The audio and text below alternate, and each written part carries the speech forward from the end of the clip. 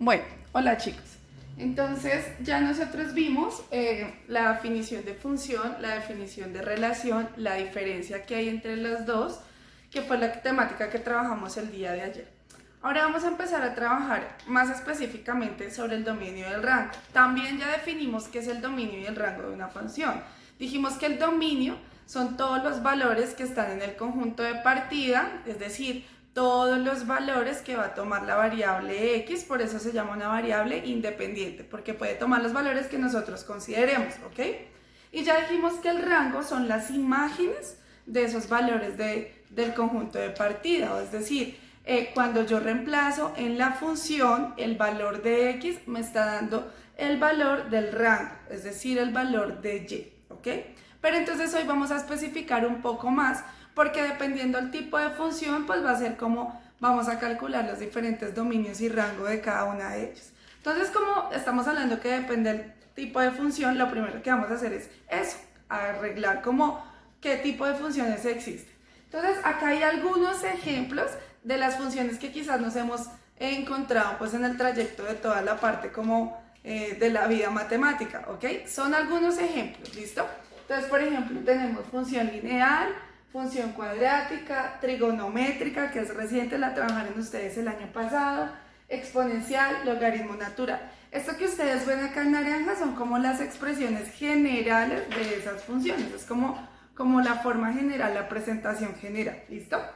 Pero resulta que a su vez esas funciones aquí están como en forma individual, a su vez conforman grupos de funciones. Entonces la primera que conforman están las funciones polinómicas, la conforman no solamente la lineal y la cuadrática, sino también una función constante, ¿ok?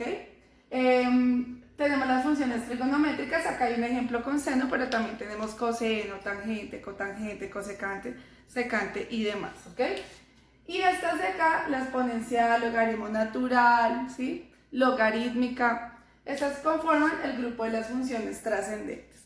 Es importante tener claro lo siguiente, y por favor espero que tomen nota.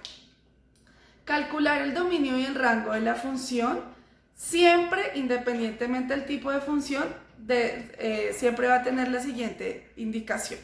Para hallar el valor del dominio en una función, siempre vamos a despejar la variable y, que recuerden que para nosotros la variable y ya se va a convertir en f de x. Entonces, calcular el dominio de una función va a implicar despejar siempre la variable y. Y calcular el rango de la función va a implicar despejar siempre la variable x. Pero ¿cómo vamos a representar de ahora en adelante el dominio del rango? Entonces vamos a hacer la representación de la siguiente manera.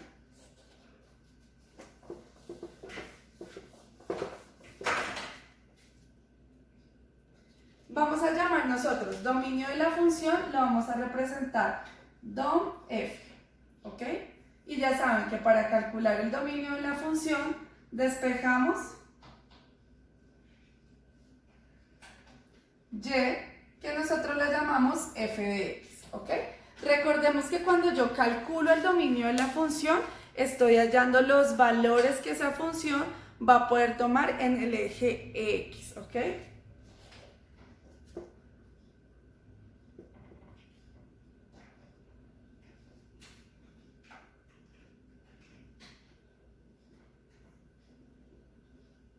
¿Listo? Ahora, ¿cómo vamos a llamar el rango de la función?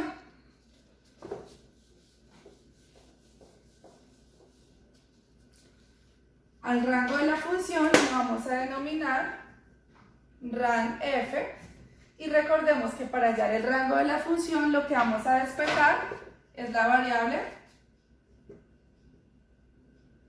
x, que nosotros llamamos, pues en nuestro caso va a ser la misma, ¿listo? Recordemos que hallar el rango de la función es encontrar la imagen, es decir, los valores que va a poder tomar la función en el eje y.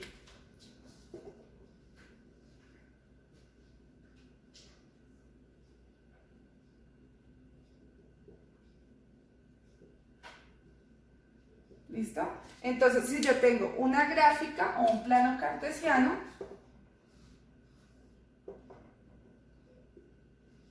¿cierto? En el eje X vamos a ubicar siempre en el eje X vamos a encontrar el dominio y siempre en el eje Y vamos a encontrar el valor del rango.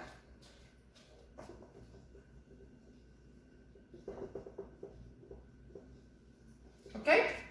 Entonces, ¿cuál es la idea? Ahora voy a hacer la explicación de cómo calcular el dominio del rango según la clasificación de las funciones que hablé inicialmente. Vamos a iniciar entonces con las funciones polinómicas. Bueno, entonces vamos a iniciar con las funciones polinómicas. Pues parece a simple vista que esto de acá pues es una función, mejor dicho, algo caótica, pero no. Lo que pasa es que la forma general de una función polinómica es esta presentación. Es decir, siempre una función polinómica pues es algo que va a representar un coeficiente, ya sea desde un coeficiente 1 hasta un coeficiente pues mucho más grande, ¿ok? Dentro de las funciones polinómicas entonces encontramos, ya habíamos dicho en lo anterior, que teníamos la lineal, ¿cierto? Y la cuadrática, pero hay otras más que conforman ya el grupo de las funciones polinómicas y vamos a analizar pues en los casos detalladamente cómo calcular el dominio y el rango, ¿ok? Entonces encontramos la función constante, ¿ok? La función lineal, la función cuadrática, la función cúbica y la polinómica general. Entonces vamos a analizar primero cómo calcular el dominio y el rango de una función constante. Es importante definir primero qué es esa función constante. Bueno, entonces primero vamos a analizar la función constante. Si ustedes se dan cuenta, entonces una función constante es una de las más sencillas porque solamente va a tener un valor numérico. Ese valor numérico llámese 1, 2, 1 medio, 0,4, es decir, f de x siempre va a tener un único valor. Que es por eso es que aparece la forma general en esta parte. F de x es igual a k, donde k es cualquier número, es un valor, es un valor numérico, ¿listo? ¿Qué característica tiene esta función? Aquí no nos vamos a matar la cabeza de encontrar el dominio del rango haciendo despejes y demás, porque es una característica muy sencilla. ¿Por qué? El dominio de esta función va a ser todos los reales. Esta función va a tomar todos los valores en el eje X, todos los que ella considere o los que quiera, desde menos infinito hasta más infinito, ¿ok? Y el rango de la función pues va a ser exactamente igual al número que esté definido dentro de la función, ¿ok? Pero entonces para que nos quede más claro, tengo acá a este lado dos ejemplos, ¿listo? Entonces tengo la primera función, f de x es igual a 3, ¿listo? Entonces esto va a implicar que todos los valores de x siempre van a llegar ¿a dónde? A 3, entonces va a ir 1 con 3, 2 con 3, 3 con 3, 4 con 3, por eso se llama constante, porque siempre va a permanecer una línea que va a ser paralela al eje X, ¿ok? Siempre la línea de una función constante, su representación gráfica, va a ser paralela al eje X. ¿Qué digo yo entonces? Si yo les preguntara, bueno, ¿cuál es el dominio del rango de esta función? Ah, bueno, profe, el dominio de la función son todos los reales, porque por eso pues se extiende la recta o el plano cartesiano, y ella misma también se extiende porque va a seguir constante, ¿sí? Desde menos infinito hasta más infinito. ¿Y cuál va a ser su rango? En este caso su rango es 3, porque no abarca más allá de 3, no abarca menos de 3, solo abarca ¿qué? 3. Es decir, la imagen de cada uno de estos puntos, ¿cuál es siempre? 3, ¿ok? Vamos a ver este otro ejemplo, porque ya sabemos que ese número puede ser positivo, negativo, fracción, decimal, racional, irracional, independientemente. Entonces, tengo el siguiente ejemplo, la función es f de x igual a menos 5. Hago la gráfica. ¿Qué me va a decir esta gráfica? Que para cada punto de x, para el que yo quiera tomar, ¿cuánto siempre va a valer su imagen? Menos 5, es decir, no va a tomar un valor ni más arriba ni más abajo de menos 5. Nuevamente, ¿cuál sería el dominio de la función? Todos los reales, porque puede tomar todos los valores en el eje x. ¿Y cuál sería el rango de la función? Menos 5. Como les decía, entonces es una función que es muy sencilla para calcular su dominio y rango porque solamente nos vamos a basar pues en la estructura de la función, ¿ok? Ahora vamos a revisar qué pasa con el caso de la función lineal.